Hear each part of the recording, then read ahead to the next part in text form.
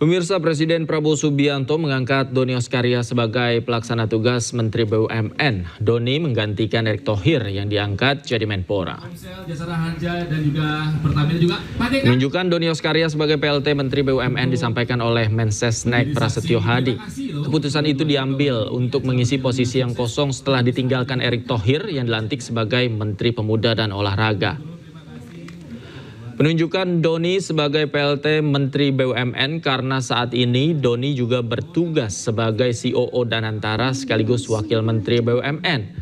Sehingga Presiden berharap penunjukan Doni juga akan mempercepat pembenahan di tubuh BUMN. Baik, untuk PLT BUMN atas petunjuk dari Bapak Presiden dan kemudian juga sudah kami sampaikan kepada pihak terkait, dalam hal ini Kementerian BUMN, untuk PLT Menteri BUMN ditunjuk Wakil Menteri BUMN atas nama Bapak Doni Oskaria untuk menjalankan tugas pelaksana tugas di Kementerian BUMN. Timbangannya apa, Pak? Kenapa Pak Doni? Kan beliau beliau kan memang Wakil Menteri BUMN. Dan kedua, saat ini beliau kan juga menjadi COO di Danantara, sehingga harapannya dengan pelaksana tugas ini diberikan kepada beliau ini akan mempercepat proses pembenahan BUMN kita yang sekarang memang sedang dilaksanakan oleh Danantara dan Kementerian BUMN. Sebelum diangkat menjadi PLT Menteri BUMN, Doni Oskaria pernah menduduki beberapa jabatan strategis dari Wakil Direktur Utama PT Garuda Indonesia hingga Wamen BUMN, dan berikut profil singkat dari Doni Oskaria.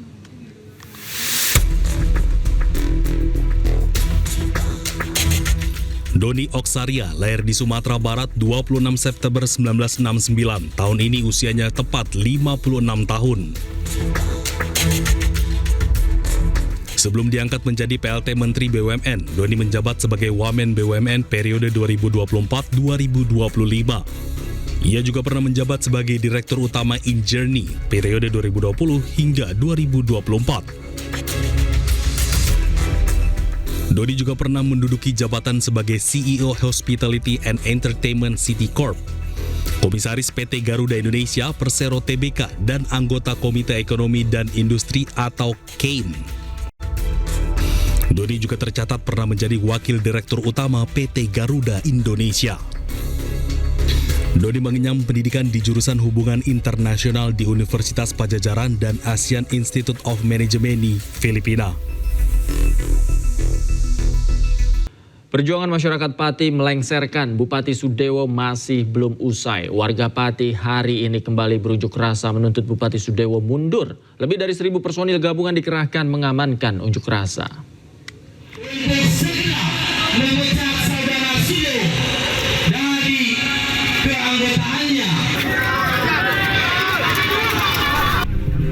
Aliansi Masyarakat Pati Bersatu akan kembali menggelar unjuk rasa menuntut Bupati Pati Sudewo lengser dari jabatannya.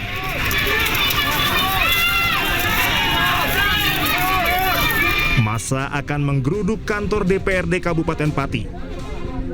Sebanyak 1.200 personil gabungan Polri, TNI, dan Satpol PP disiagakan menjaga unjuk rasa. Mereka mengikuti apel gelar pasukan di halaman pendopo Kabupaten Pati dipimpin Kapolresta Pati Kombes Pol Jaka Wahyudi. Pengamanan dilakukan untuk memastikan aksi berjalan sesuai aturan.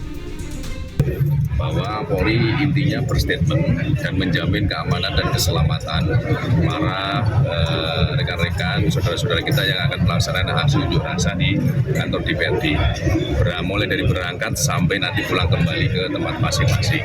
Personil yang kita siapkan sekitar 1.200 gabungan dari Polri, TNI, dan juga instansi terkait.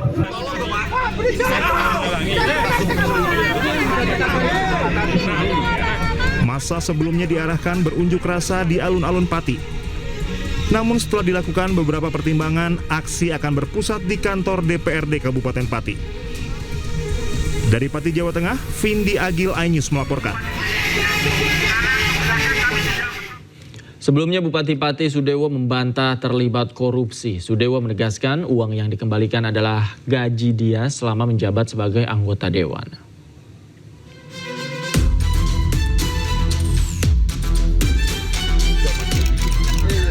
Meskipun pengembalian tidak menghapus pidana, KPK juga bukan ada tanggapannya, Pak. Bupati Pati diperiksa KPK sebagai saksi dugaan korupsi pembangunan dan pemeliharaan jalur kereta api 27 Agustus lalu.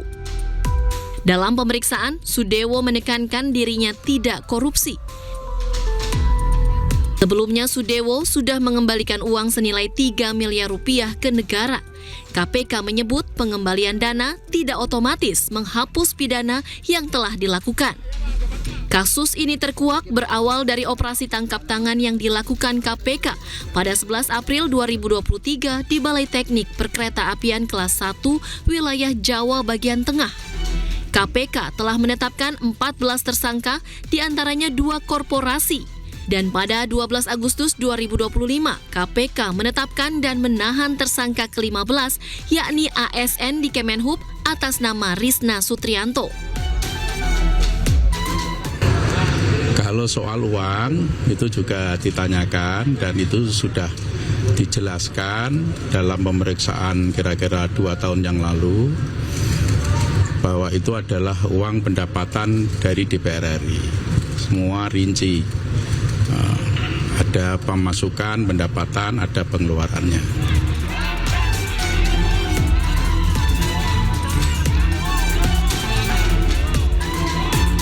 Sebelumnya, warga Pati menggeruduk KPK mendesak Bupati Sudewo ditetapkan menjadi tersangka.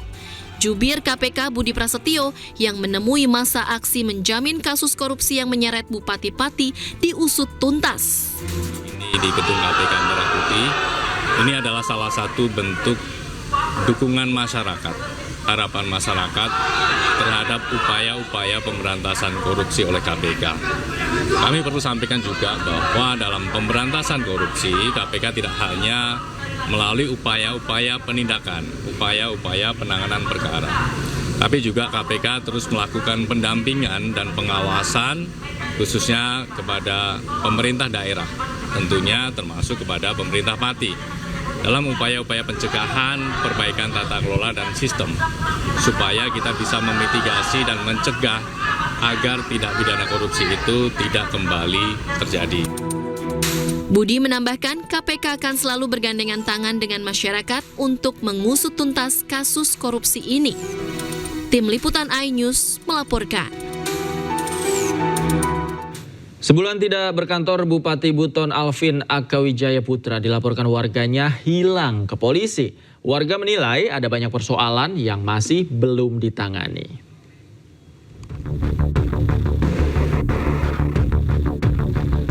Puluhan warga bersama mahasiswa Kabupaten Buton mendatangi Polres Buton melaporkan Bupati Alvin Akawijaya Putra sebagai orang hilang.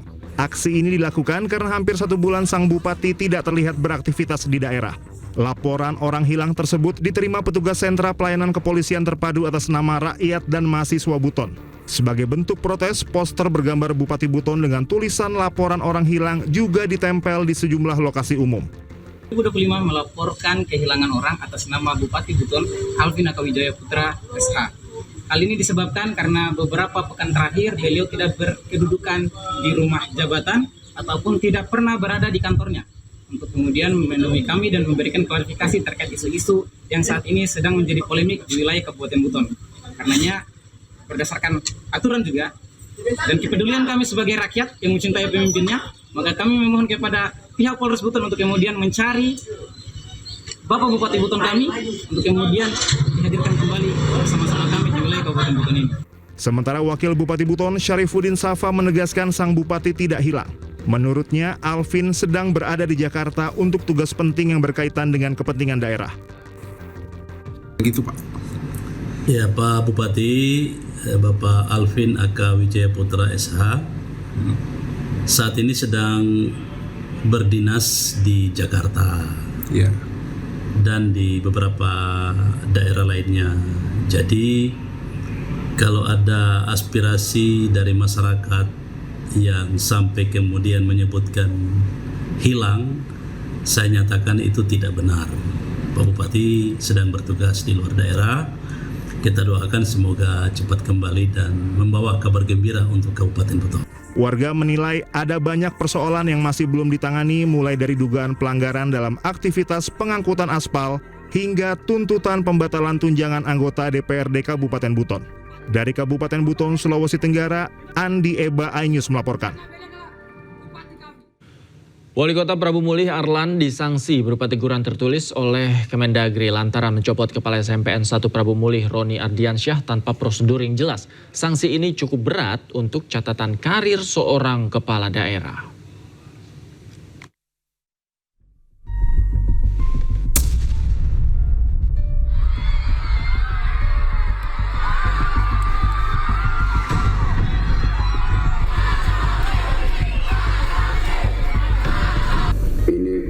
Membuat saya tidak bisa mengontrol diri. Dengan adanya kejadian ini, saya ambil satu hikmahnya dan saya mengucap permohonan maaf.